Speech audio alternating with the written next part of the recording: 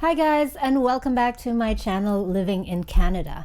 Today I want to talk a bit about rental scams. Yes, scams are really awful things, but I thought it's really important to make a video about this because a lot of scammers are trying to take advantage, especially of those people who are new here in Canada, who might not be really aware that these kind of scams exist here even in Canada. So I hope that this video will help you to prevent falling prey to such schemes. If you're watching this video, you might have just arrived here in Canada, in Toronto or in Vancouver, and are in the process of looking for a rather permanent place to stay. Or perhaps you are even in process of simply moving to a different, better place or location. In any case, be aware that there are rental scams here in Canada. So although Canada is a developed and first world country, still rental scams exist. So this is what sometimes happens. You're looking for an apartment to rent, you're Googling apartments in Toronto, or you're sifting through Facebook ads, and there are a lot of interesting ads, but you will notice that most apartments will be rather expensive. So it really takes a while until you find something that fits your budget. But then you might come across something like this. A one-bedroom apartment for just $1,300 in the center of the city in a beautiful luxurious condominium, and you jump on it and you think like you finally found your dream apartment. But not so fast, because this might be a rental scam. So one of the indicators that the apartment that you're looking at might be a rental scam is if it's too good to be true. So how to know if it's too good to be true? For that, it's a good idea to know what the market price is, what the range, the normal range of one-bedroom apartments, let's say here in Toronto, is. So if you, based on your research, already know that a one-bedroom apartment in downtown Toronto costs something between $1,700 to $2,500, let's just say as an example, and then you find the perfect apartment which costs only $1,350, $1,400, then that's a red flag. I'm not saying that those kind of deals don't exist at all, but if you come across something like that, then you need to first of all really scrutinize it and ask yourself, why is the person renting this apartment at such a low price? Okay, so that was the first red flag. The next red flag is the person renting out the apartment not meeting you in person. So you're interested in this apartment and you contact this person, let's say on Facebook, and you start communicating, or it might be per email. So what would normally happen if it's a legit apartment rental ad is that you get in touch and you agree on a specific day, time, and the location, which is the apartment location, and you meet up. You meet up with the person or the agent who is in charge of renting out that apartment. You meet in person and you see the actual unit. You actually go into the unit and view it. But that's not the case for rental scams. In a case of a rental scam, oftentimes the person will start communicating with you back and forth and will tell you all these long-winded, complicated stories why they can't meet you in person right now. They might say that you need to get in touch with someone else or another company, or they will give you some kind of fake story about them being overseas and that is why they can't meet you at the moment, and so on. So if a rental ad is legit, then usually the person will be straight to the point. You're interested to view the apartment. Okay, when can we meet at the apartment to view the apartment? And then you see it.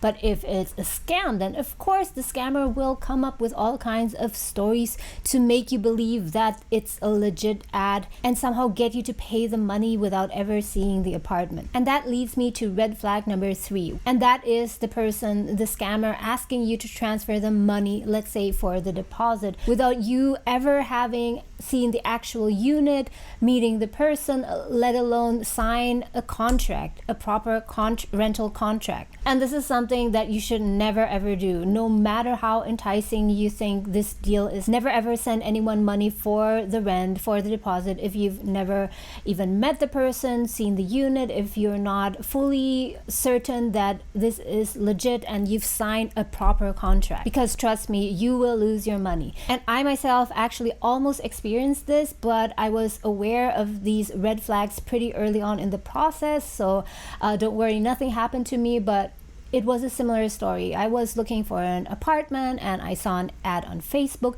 and it looked really interesting. It looked like a really nice unit. It was a perfect location. It was near a subway station and the price was only $1,400.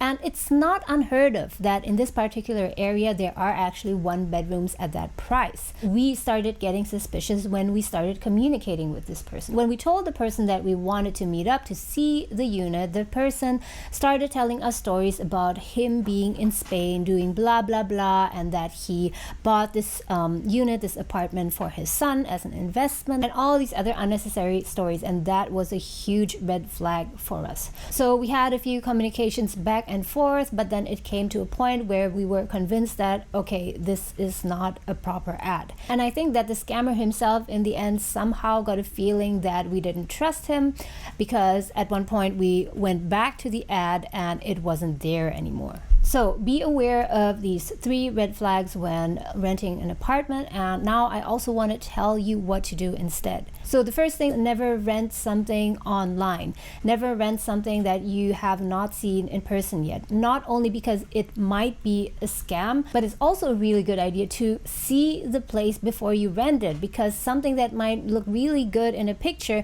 might be totally different in reality. So now you might ask, what if I'm not in Canada yet? What if I'm still overseas? I'm still in China, in India, in Germany, in Spain, and so on, and I need a place by the time I arrive. In that case, just do what I did when I first arrived in Canada. We first stayed at a friend's place, and after that we even stayed at an Airbnb for a while. And after about a month plus, after we got a pretty good idea of the different neighborhoods and we knew what kind of place we wanted to stay at, then we actually rented an apartment. So don't rush. Once you arrive here in Canada, the best thing to do is just stay at a friend's place or relative's place first, and if you need even more time, rent an Airbnb. Take your time and research the different areas and the rental prices and so on. And the second thing that you need to make sure that you do is to always sign a proper contract before you pay anything at all. And make sure that you really read through the terms of that contract. Read through how long that contract is valid for, how much you need to pay, what is included, what is not included, and so on. And number 3, just very general advice to make sure that you avoid any kind of scam is just always be vigilant. Trust your gut in this case. If you encounter something that you're suspicious of, that you feel is a bit fishy, then just stop right there and don't even sign anything. Take your time and research it further. Look up that apartment that you're about to rent on Google, and sometimes you might be able to find some hints. Either that might be a scam, perhaps someone else before you has been lured into that scam before and they wrote about that somewhere online, or you might even find out some other things about that apartment that's not necessarily a scam, but something like, for example, the building management is really crappy, or there are a lot of bed bugs and cockroaches and so on. So yeah, just take your time and you'll be surprised about how many things that you can find on Google. Okay guys, I hope that this video was useful to you. Let me know in the comments below if you have any questions. If you want to see more videos, if you think that 1 video per week that I'm publishing now is not enough, then you can check out my other channel, my main channel, which is Multiple Careers, which is all about building a fulfilling and meaningful career. And I'll put the link for you in the descriptions down below. And also, if you do not want to miss any of my future videos, if you're not subscribed yet, make sure that you hit that subscribe button, and also make sure that you turn the notification bell on to all notifications, because only if you do that will YouTube notify you once there's a new video from me. And by the way, if you have ideas about what kind of videos, what kind of topics you want to see in the future on this channel, also feel free to drop that down in the comments below. Thank you so much for watching. Have an awesome day, and I'll see you again soon.